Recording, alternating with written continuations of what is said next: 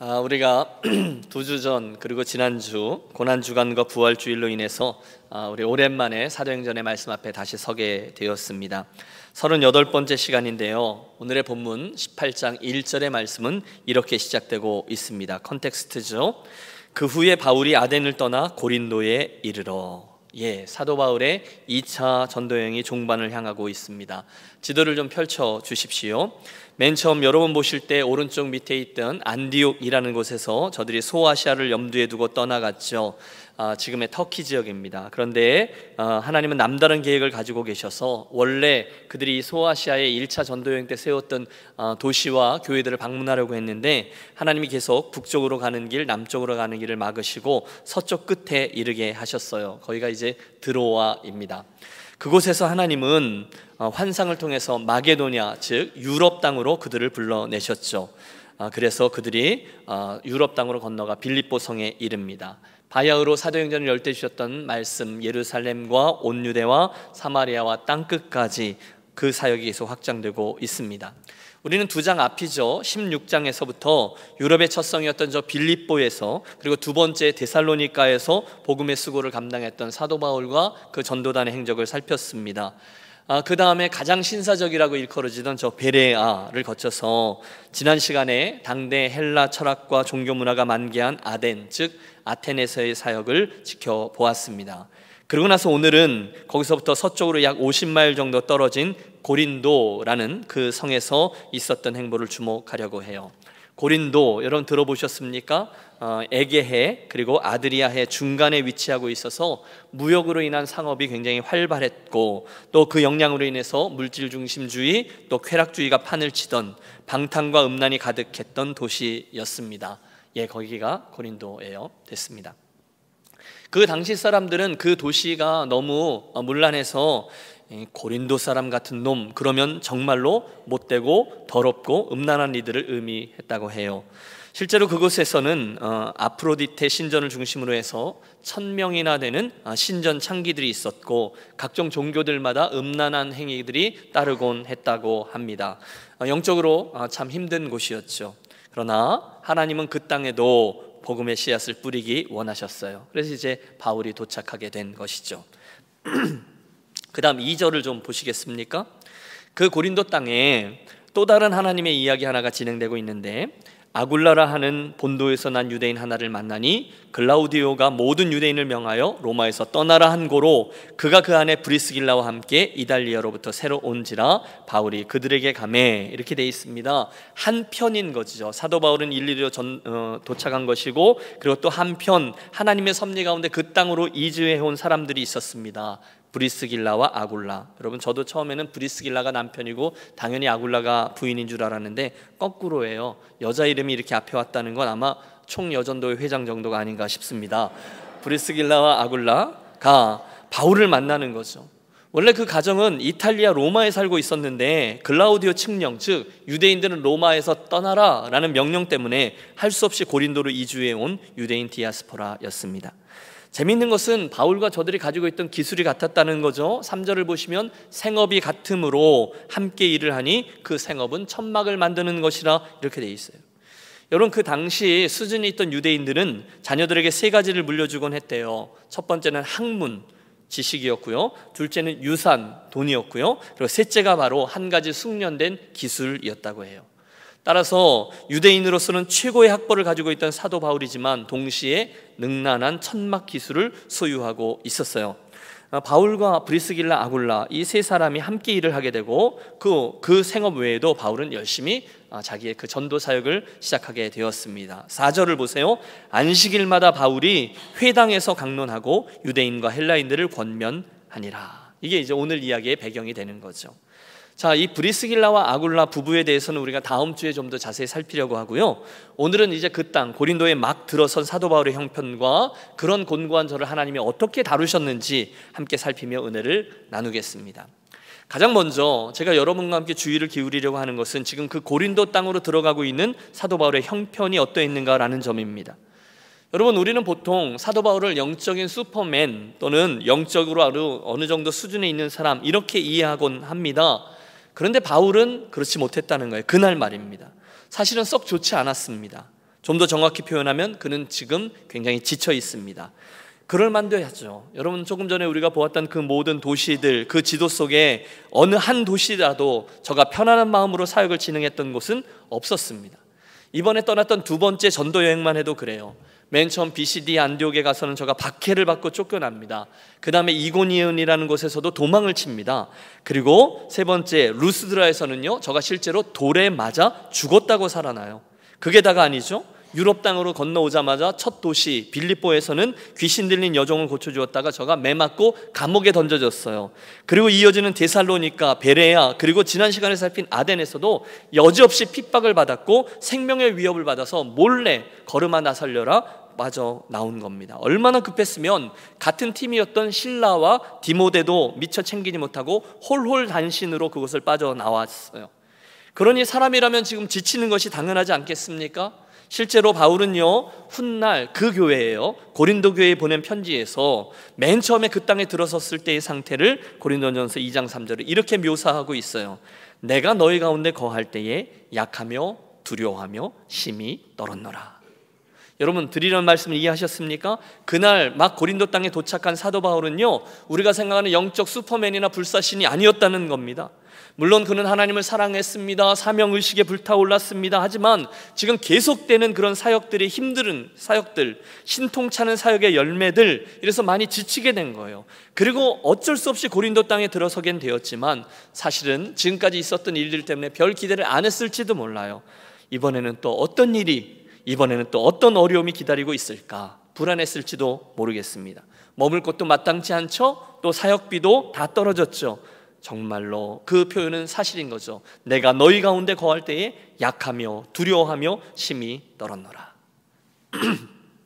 설상가상 이어지는 5절에 보면 저가 유대인의 회당에 들어가서 예수는 그리스도다 라고 복음을 선포했는데 그곳에 있던 유대인들은 콧방구도 뀌지 않았다고 기록합니다. 오히려 그를 대적했고요, 비방했습니다. 결국 여러분, 이 모든 것들이 어디까지 몰려왔는지 보셨죠?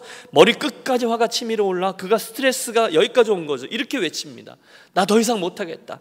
이르되 너희 피가 너희 머리로 돌아갈 것이요 나는 깨끗하니 이후에는 내가 이방인에게로 가리라. 여러분, 무슨 뜻이죠? 관도라. 너희들 도대체 듣지 않으려고 한 너희들 이제 나 포기했다. 관도라. 너희밖에 없냐? 나는 차라리 복음을 받아들이는 사람들 이방인에게로 갈 거다. 내가 뭐 여기 아니면 뭐 복음을 전할 데가 없는 줄 알아? 그리고는 거처를 옮겨버려요. 유스도라고 불리는 성도의 집으로 갑니다. 한마디로 그는 굉장히 피곤했습니다. 힘들었습니다. 지긋지긋했습니다. 낙심했습니다. 온몸에 힘이 다 빠져버렸어요.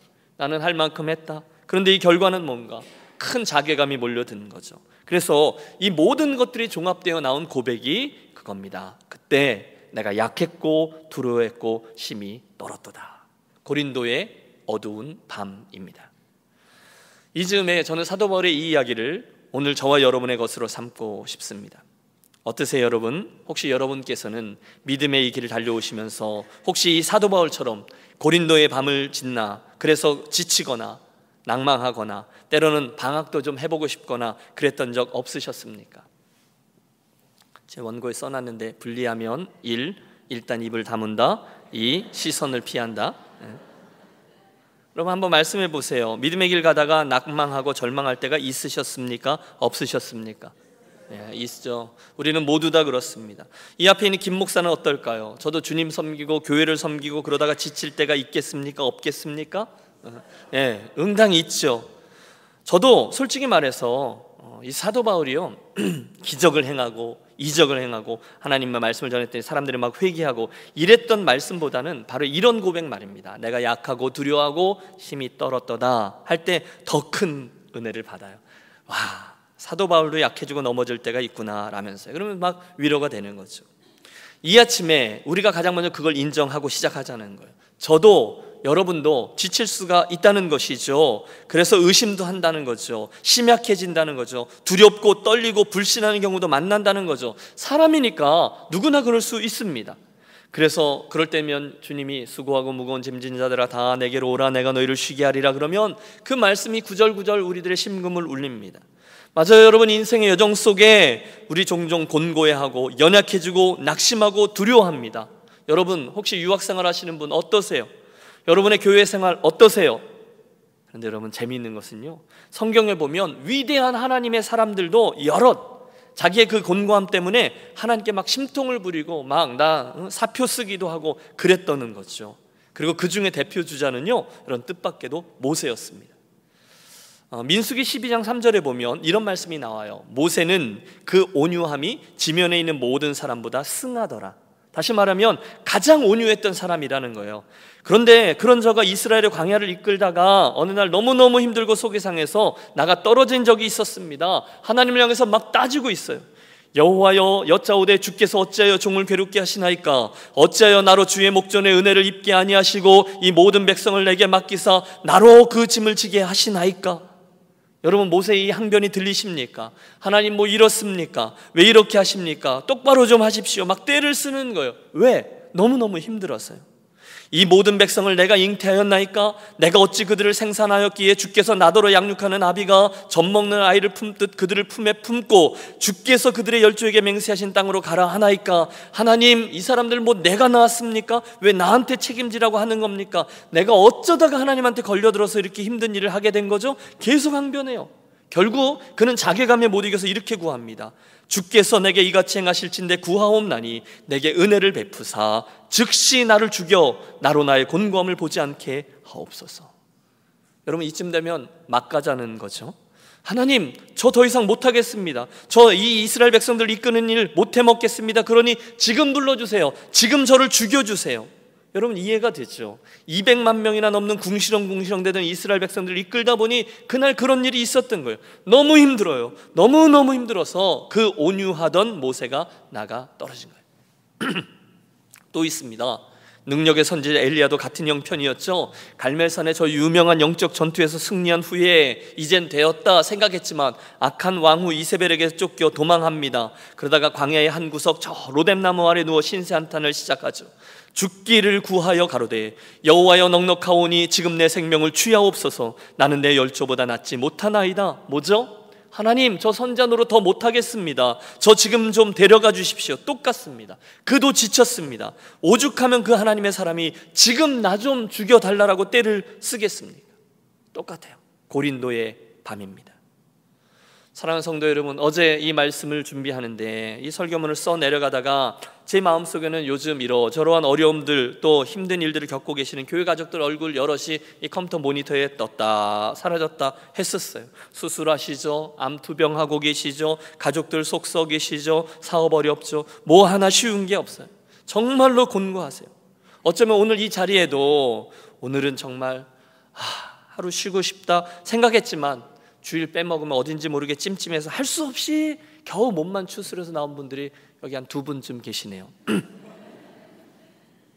우리는 모두 다 연약합니다. 두려워합니다. 그만하고 싶습니다. 실망했습니다. 그때 저들이 누구라고요?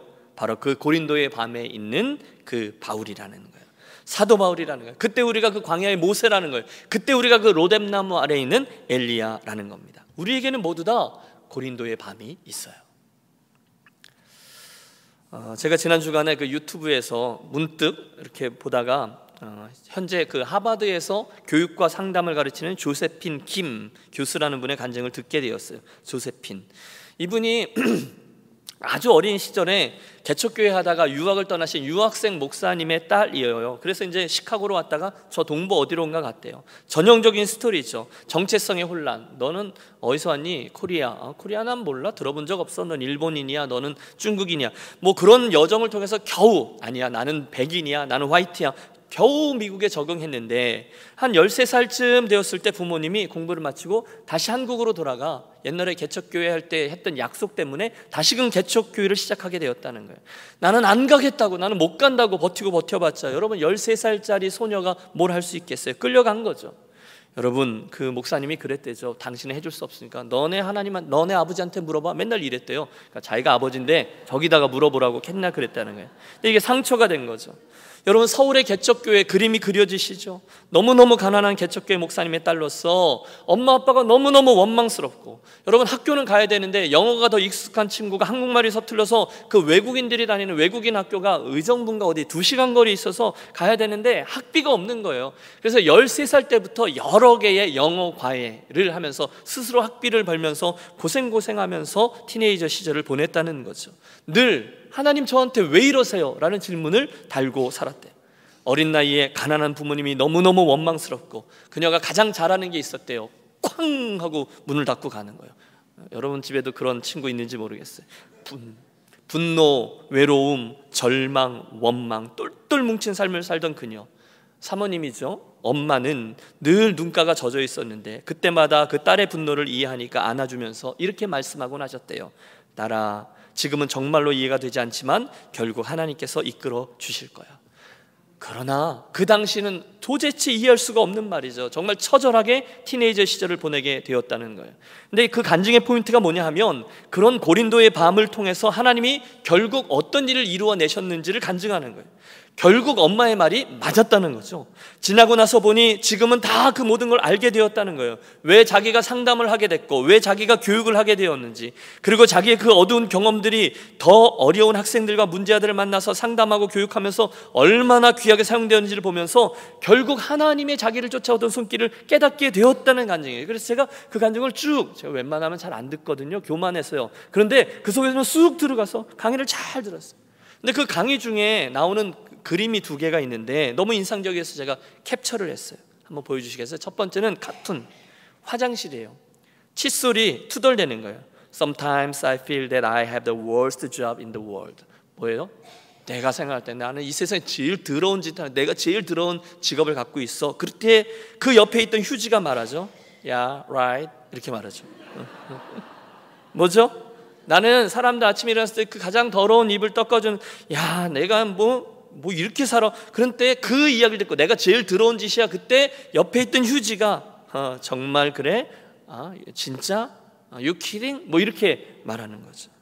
더 힘든 존재가 따로 있다는 거예요. 저도 이 그림을 보면서 깊게 생각해 봤어요. 저도 짜증날 때 있어요. 저도 힘들 때 있어요. 목회하면서 곤고할 때 있어요. 불평하고 짜증하고 싶어요. 그런데 진짜 그러냐는 거예요.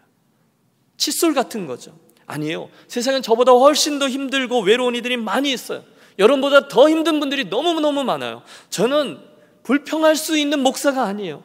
이 세상엔 더 심한 고린도의 밤을 지내는 목사들과 그런 분들이 너무 많아요. 그걸 깨닫게 되는 순간 내 삶에 있는 고린도의 밤은 완전히 다른 의미로 바뀌게 된다는 거예요. 2번째 사진, 한 작가의 작품이에요. 여러분, 저 앞에 있는 것들이 뭔지 아세요? 예, 온갖 쓰레기들이에요. 그런데 그 쓸모없는 쓰레기들을 가지고 이 작가가 무슨 일을 했죠? 저 뒤에 있는 그림자를 보면 뭐죠?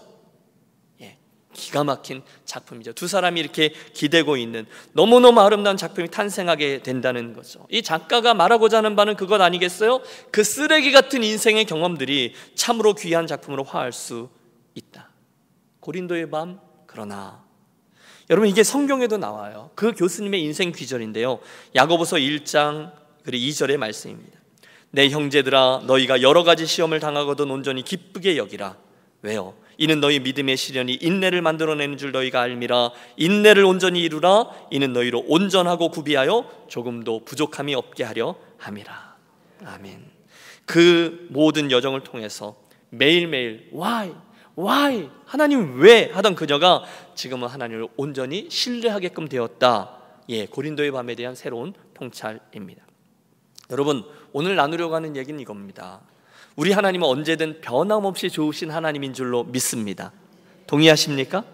그러므로 오늘 우리들에게 있는 이슈는, 앞에 있는 이슈, 우리도 낙심하고 실망할 수 있고 지쳐 쓰러질 수 있고 불평의 자리에 있을 수 있는 고린도의 밤을 만날 수 있다라는 사실에 그치지 않아요. 그건 맞아요. 그 다음 우리들의 진짜 이슈는 또 있다는 거예요. 그때 저와 여러분을 사랑하셔서 추적해 오시고 격려하시고 다시금 세우시는 하나님의 놀라운 그 손길도 있다라는 것입니다. 이게 뭐죠? 그날 그 고린도의 밤에 임한 하나님의 도우심이었다는 거예요. 그걸, 그 힘든 상황 속에 있는 그를 은혜를 주시고 회복시키셔서 사도 바울의 끝까지의 사명을 감당하도록 도와주십니다. 여러분, 제가 앞에 두 명의 사람을 더 소개해 드렸잖아요. 흥미로운 것은 이 패턴은, 사도 바울에게 있던 이 패턴은 앞서 말씀드린 모세에게도 또 엘리야에게도 오늘 저와 여러분에게 똑같이 반복되고 있습니다. 사랑하는 여러분, 혹시 오늘 힘든 인생길을 달려가고 있으며 고린도의 밤에 처해 계신 분이 있으시다면 오늘 그분들의 심령들에게 이 시간, 그날 하나님께서 그 사도 바울을 또 엘리야를 또 그리고 모세를 다시금 세우시고 회복시키고 다시 일어나게 하신 기적이 동일하게 일어나는 아침이 되시기를 축복합니다. 어떻게 그런 일이 일어나죠? 하나님이 어떻게 일하시죠?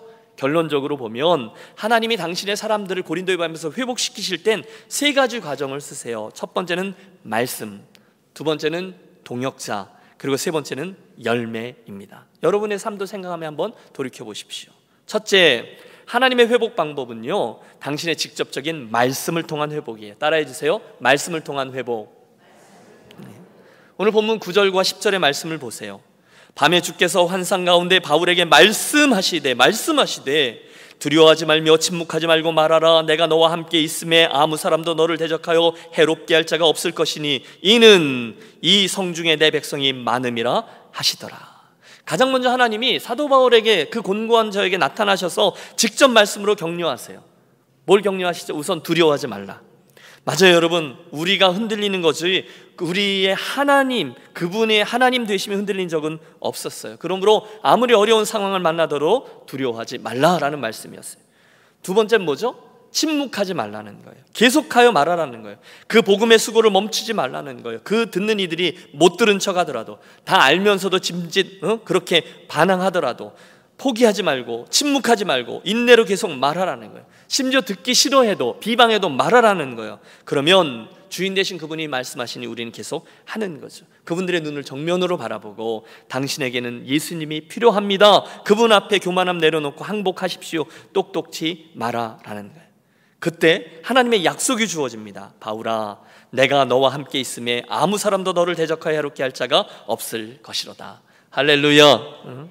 하나님이 나와 함께 해주시니까 아무도 두려워하지 말라는 거예요. 너는 그저 내가 내게 말한 것을 계속 말하고 수행하라는 거예요. 이는 이유가 있어요. 바울이 계속해서 그 일을 담대히 할 수 있게 있는 근거는 이는 이 백성 중에 내 백성이 많음이라. 네?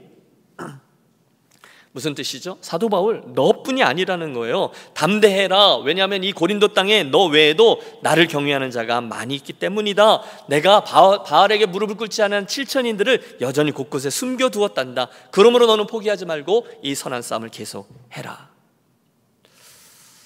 여러분 어떠세요? 예수 믿는 것 힘드세요? 목사님 그걸 말이라고 하세요. 힘드세요? 말씀대로 순종하려고 하다가 지치신 분 계십니까? 그럴 때 때때로는 나만 바보 같고 또 나 혼자인 것 같고 나만 우직하게 믿느라 손해보는 것 같고 그럴 때가 있죠. 그런데 하나님이 말씀하세요. 아니다. 이 도시에는 내가 숨겨놓은 자들이 아직도 많이 있다. 이 이스라엘 가운데는, 이 고린도 가운데에는, 이곳 LA에는, 너희 유니온교회에도 아직 바알에게 무릎 꿇지 않은 자 7천인이 여전히 남겨져 있다. 그러므로 너는 불안해하지 말고 낙심하지 말고 그저 이 복음의 수고를 계속 감당하라. 이게 사도 바울에게 주신 하나님의 격려죠. 나 아직 안 죽었고 나 여기 있다. 걱정하지 마라. 내가 주관하고 있다. 그 뜻이죠. 성도 여러분, 혹시 오늘 믿음의 길을 가시다가 중간에 이러저러한 이유로 좀 힘을 잃으신 분들이 계시다면 이 아침 사도 바울에게 들려주신 하나님의 음성이 여러분에게 직접 들려지는 음성이 되시기를 축복합니다. 여러분, 나도 어떻게 할 수 없는 그 변화무쌍한 내 감정을 붙들고요, 또 완전하지도 않은데 여탄 행위들을 붙들고 내가 불안해하면서도 그러면서 하나님은 안 계셔, 정말 나를 사랑하시면 이럴 수가 없지, 나더러 뭘 어떻게 하라고 하는 거야, 그렇게 흔들리지 않으시기를 바라요. 내가 그 그림에 나왔던 칫솔일 수 있다니까요. 혹시 두려우세요? 혹시 떨리세요? 그렇다면 이 아침 우리들에게 이미 주어져 있는 하나님의 약속의 말씀을 붙드시기를 바랍니다. 여러분, 이런 말씀들을 아멘으로 받으세요. 두려워 말라. 내가 너와 함께함이니라. 놀라지 말라. 나는 내 하나님이 됨이니라. 내가 너를 굳세게 하리라. 참으로 너를 도와주리라. 참으로 나의 의로운 오른손으로 너를 붙들리라. 믿습니까? 내가 확신하노니 사망이나 생명이나 천사들이나 권세자들이나 현재일이나 장래일이나 능력이나 높음이나 깊음이나 다른 아무 피조물이라도 우리를 우리 주 그리스도 예수 안에 있는 하나님의 사랑에서 끊을 수 없느니라. 믿습니까? 너희는 마음에 근심하지 말라. 하나님을 믿으니 또한 나를 믿으라. 여러분 믿으세요? 다 주어져 있는 말씀이에요. 그러면 붙들고 믿는 거예요. 목사님 다 알아요. 다 알아요. 그런데 제가 연약해서 잘 안 되는 거죠. 여러분 기억하십시오. 성경은요 단 한 번도 우리들의 그 상황을 이해해라, understand 해라 라고 말씀하시지 않아요. 대신에 성경은 늘 그 상황에서 하나님의 선하심을 믿어라, trust 해라 라고만 말씀합니다. 여러분 잘 들으세요. 성경에 understand는 없어요. 성경은 trust만 있습니다. 그렇다면 여러분 이 말씀을 듣고 우리 허리를 동이고 대장부가 되어서 그 말씀 그대로 받기로 결심하고 따라하는 거예요. 여러분 지금 이해가 되지 않죠? 그런데 하나님이 그것 이해해라 라고 말씀하지 않는다니까요. 그러나 그 가운데 뭘 하라고요? 트러스트 하라는 거예요. 하나님을 믿으라 라고 말씀하세요. 여러분 하나님의 주어진 이 말씀들을 믿는 것이 능력인 줄로 믿습니다. 이 아침에 그 말씀을 나의 것으로 믿기로 선택하세요. 받아 먹으세요. 다니엘은 뜻을 정하여 내가 그렇게 하리라 결단하십시오. 그게 믿음의 선한 싸움이죠. 싸움이에요. 제가 오래전에 기억나는 한 장면이 있어요. 너무너무 어려운 상황을 헤쳐나가야 됐을 때가 있었습니다. 정말 문자 그대로 밤에 잠을 이룰 수가 없는 날이 계속되었어요. 큰 시련이었어요. 연단이었어요. 왜? 어떤 상황에 내가 뭐 이렇게 저렇게 하는 게 아니라 질질 끌려가야 되는 상황이 있지 않습니까? 너무 두려웠어요. 가슴이 막 뛰었어요. 그 순간 제 안에 오기가 생겼습니다. 가만히 있어보자. 내가 예수 믿는 사람 아닌가? 내가 하나님을 나의 아버지로 고백하는 사람이 아닌가? 내가 그분의 아들이 아닌가? 그렇다면 내가 이 약속의 말씀을 믿어야지 결심했어요. 그리고 컴퓨터 앞에 가서 곧 서서 몇 장을 프린트했어요. 임마누엘입니다. 하나님이 나와 함께 계시다라는 그 약속의 말씀이죠. 그리고 그걸요 제 벽에다도 붙이고요, 방벽에다, 그리고 부엌에다도 붙였어요. 그리고 제 컴퓨터 모니터 옆에도 붙였어요. 심지어 제가 천정에도 붙였어요. 왜 그렇죠? 그리고 제가 이 말씀 임마누엘 아멘 하면서 제가 그 믿기로 한 말씀을 사방에서 보면서 믿음의 선한 싸움을 한 거죠. 내가 믿습니다. 아멘 믿습니다. 놀라운 것은요 바로 그 순간에, 즉 제가 이 말씀을 내가 믿기로 선택한 그 순간부터 이 말씀은 저에게 능력이 되어 주셨어요. 힘들지만 함께 하시던 하나님께서 저에게 순간 평안함으로 임하셨고요, 잠을 주셨고요, 헤쳐나갈 수 있는 힘과 능력을 더해 주셨어요. 그래서 저는 이 말씀을 그대로 믿는 믿음이 가져다주는 힘을 알아요. 그 얘기예요. 혹시 힘이 드세요? 두려워 말라. 내가 너와 함께함이라. 놀라지 말라. 내가 너의 하나님이 됨이라. 하나님의 그 약속을 오늘 나의 것으로 믿기로 결단하시고 그 말씀이 능력이 되게 해달라고 기도하는 저와 여러분이 되시기를 권합니다. 그날 고린도의 밤에 하나님의 말씀으로 그를 위로하고 회복하셨어요. 두 번째, 힘들고 지쳐있던 바울에게 하나님 사용하신 방법은 동역자를 통한 회복입니다. 따라해주세요. 동역자를 통한 회복. 5절을 보십시오. 실라와 디모데가 마게도냐로부터 내려오매 바울이 하나님의 말씀에 붙잡혀 유대인들에게 예수는 그리스도라 밝히 증언하니. 여러분 무슨 분위기인지 이해가 되시죠? 그 앞에 있었던 도시에서 사도 바울이 아덴에서 몰래 도망 나온 거잖아요. 겨우 혼자 살아남은 거잖아요. 자기 그 동역자들도 챙기지 못하고 나온 거잖아요. 그곳에 하나님께서 그 디모데 그리고 신라를 다시금 보내어 주신 거예요. 저는 그런 장면을 생각해봐요. 바울이 드디어 누가 문을 두드려요. 그래서 문을 딱 열어봤더니 자기와 생명을 나누던 그 동역자들이에요. 여러분 허그하지 않았겠어요? 유대인들이니까 뺨을 맞추고 입을 맞추면서 그렇게 반가워하지 않았을까요? 하나님이 그 낙심되어 있던 이에게 준 선물은 동역자라는 거예요. 보세요. 힘들어하던 모세에게 당신은 말씀을 주셨고 그 다음에는 천부장들과 백부장들 여러 동역자들을 주셨어요. 낙심 중에 있던 엘리야를 하나님이 세미한 음성 가운데 말씀을 주시고 동시에 그를 회복시키면서 엘리야라는 동역자를 붙여주셨어요. 바울도 똑같아요. 하나님 말씀하셨고 생명을 나눌 수 있는 동역자들을 또다시 붙여주세요. 다음 주에 우리가 살피겠지만 그날 그 고린도 땅에서 붙여진 브리스길라와 아굴라 부부는 일평생 사도 바울의 신실한 충성스러운 동역자가 되어 주었습니다. 여러분, 제가 이 시간에 여러분에게는 믿음의 동역자가 있으십니까? 라고 여쭈면 예, 있습니다 목사님. 쉽게 대답하실 수 있으십니까? 예, 맞습니다. 혹시 네라고 대답하시고 누구 이렇게 떠올리시는 분들은 되게 행복하신 분들이세요. 그런데 혹시 그분이 동역자로 갈까 말까 이러시는 분들은 오늘 이 말씀이 도전이 되시기를 바랍니다.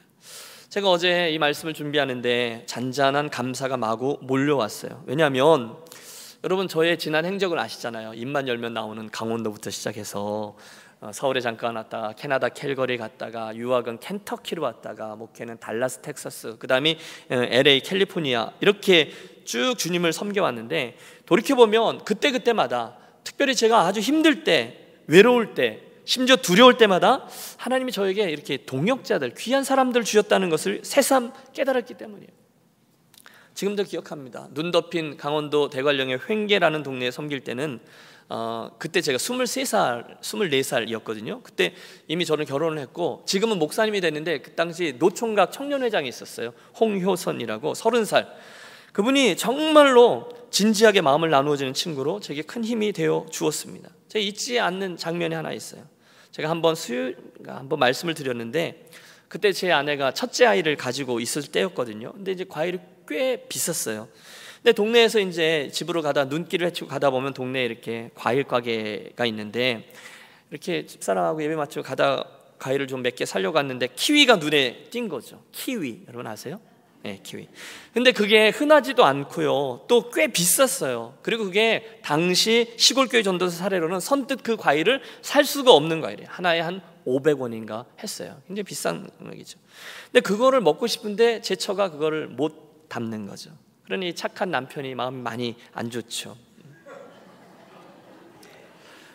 근데 그걸 어떻게 알고 그 청년이요, 홍여선이란 청년이 스키장, 그 용평 스키장에서 아르바이트를 했거든요.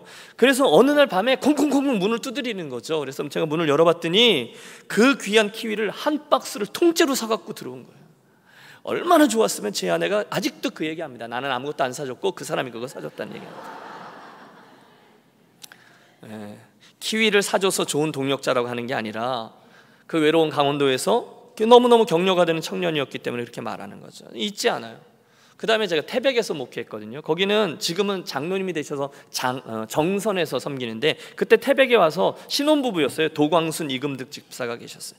정말 연로하신 어르신 몇 가정, 그리고 학생들이 전부인 교회였고 외롭고 힘들고 열악하고, 근데 어느 날 그곳에 신혼부부를 보내주셔서 몇 년 동안 같이 땅도 파고 농사도 짓고 또 뻥튀기도 함께 튀겨 먹고 이러면서 외롭지 않게 그 사역을 했던 것을 기억해요.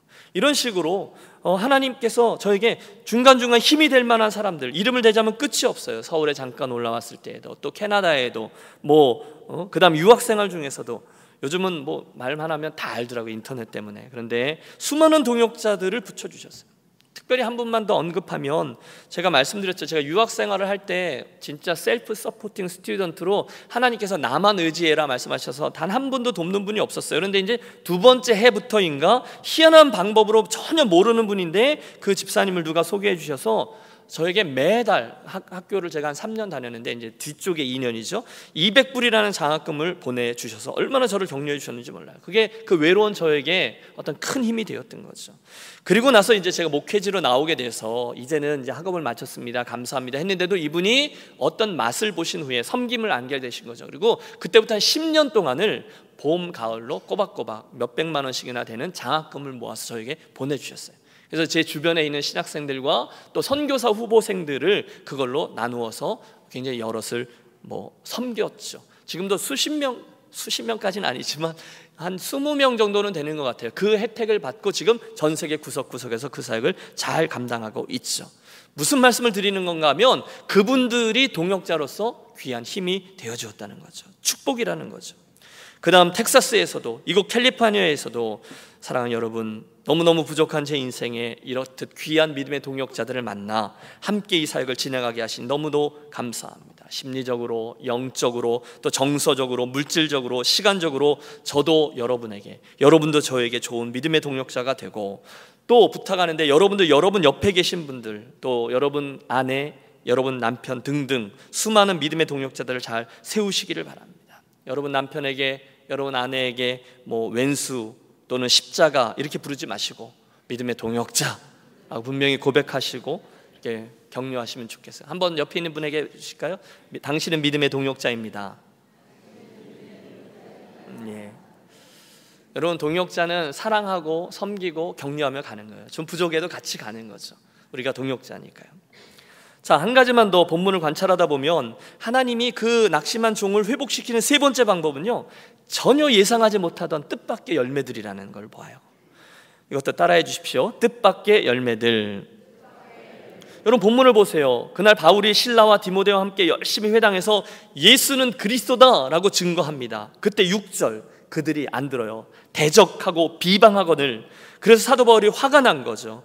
너희 피가 너희 머리로 돌아갈 것이요 나는 깨끗하니라. 이후에는 이방인들에게로 가리라 하고 거기서 옮겨 하나님을 경외하는 디도 유스도라는 사람의 집에 들어가니 그 집이 회당 옆이라. 뭐죠? 삐진 겁니다. 상처 입은 겁니다. 이제 너희들에게는 내가 복음 안 전할 거다. 그리고는 방을 뺐어요.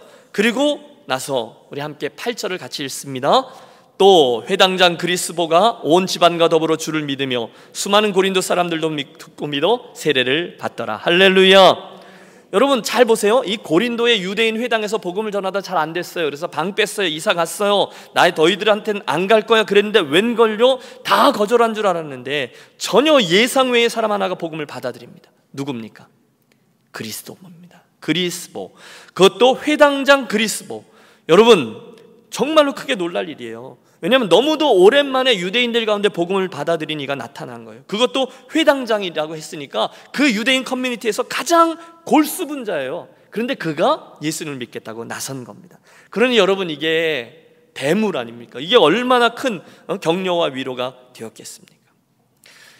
원래 그런 것 같아요. 복음의 수고를 하다 보면, 목회하다 보면 내가 공들인 사람이 있어요. 저분이 이렇게 저렇게 변화됐으면 좋겠어. 이런 과정을 통해서 이분이 이렇게 변화되기를 기대해.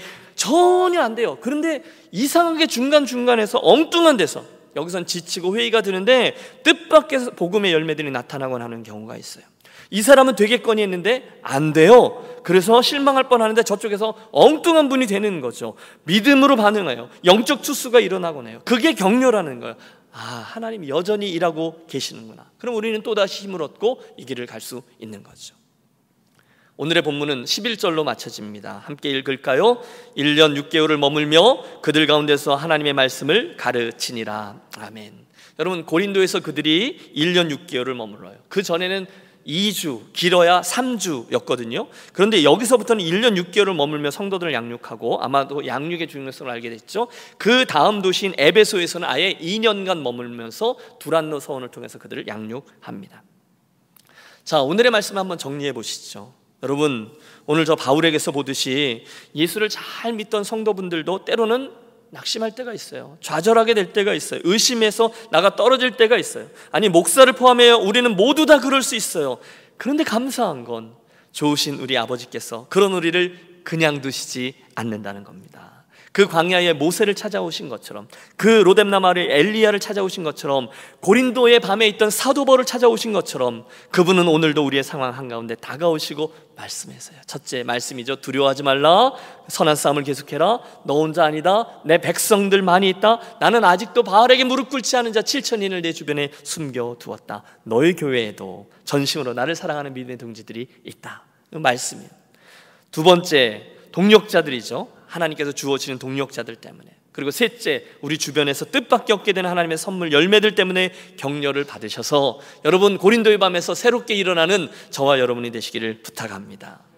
저는 오늘 이 설교의 결론을 고린도후서 4장 8절과 9절의 말씀을 읽어드리는 것으로 대신하려 합니다. 같이 한번 읽어보시죠.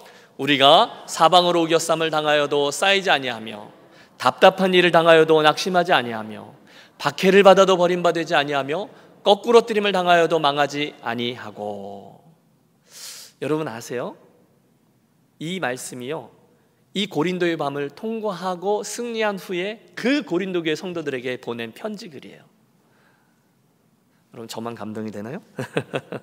사방으로 우겨쌈을 당해도 쌓이지 않는데요. 답답한 일을 만나도 낙심하지 않는데요. 핍박을 받아도 버림받지 않는데요. 거꾸로 뛰림을 당해도 망하지 않는데요. 여러분, 이 놀라운 말씀이 어떤 컨텍스트예요? 고린도라는 컨텍스트에서 나온 거예요. 그가 이 고린도의 밤을 통과한 후에 그래서 세워진 교회 식구들에게 보낸 편지글이 바로 저 말씀이라는 거예요. 이 아침 고린도의 밤에 혹시 묶여 계신 분들이 계시다면 그들에게 들려주신 사도 바울, 그 사도 바울에게 들려주신 하나님의 음성이 저와 여러분에게도 동일하게 들려주시기를 축복합니다. 두려워 말라, 담대하라, 입을 열어 계속 복음을 말하라. 내가 여기 있고 내 주변에도 보배 같은 이들이 많이 있다. 그때 우리의 연약함은 하나님 주시는 격려로, 동역자들로, 열매들로 연약함이 강함으로 바뀌는 역사가 일어날 줄로 믿습니다. 그 은혜로 인해서 고린도의 밤에서 다시 일어나는 저와 여러분이 되시기를 예수님의 이름으로 축원합니다.